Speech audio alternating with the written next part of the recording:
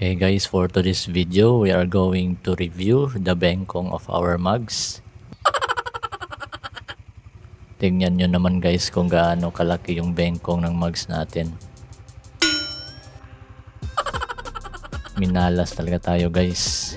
Na-shoot pa talaga tayo sa butas na nasa gitna mismo ng kalsada.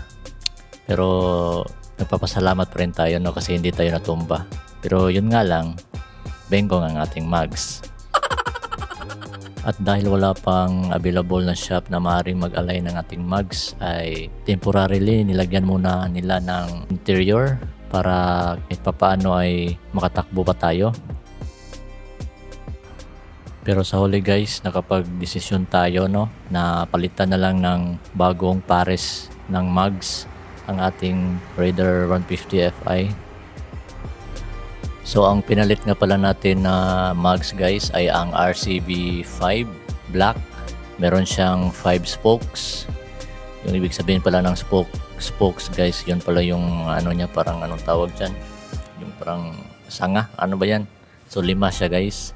So meron din yung RCB 10 10 spokes, kaso hindi available ang kanilang black color, kaya itong RCB 5 yung kinuha natin.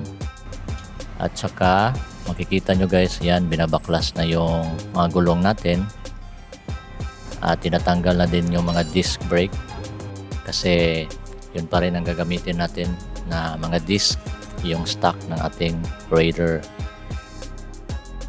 At bumili na rin tayo ng bagong gulong sa likuran guys no. At ang brand na binili natin ay ang Maxxis. Sarap guys, hindi pa ako nagpalit niyan sa time na yan. So yung sa likuran muna.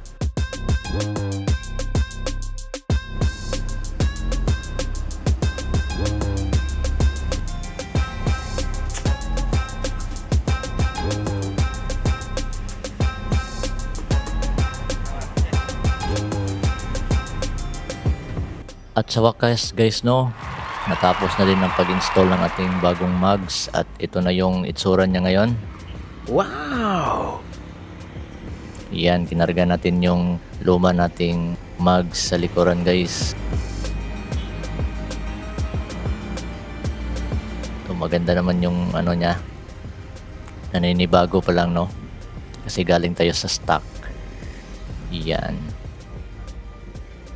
So thank you for watching guys. Update na lang sa next video. New mugs.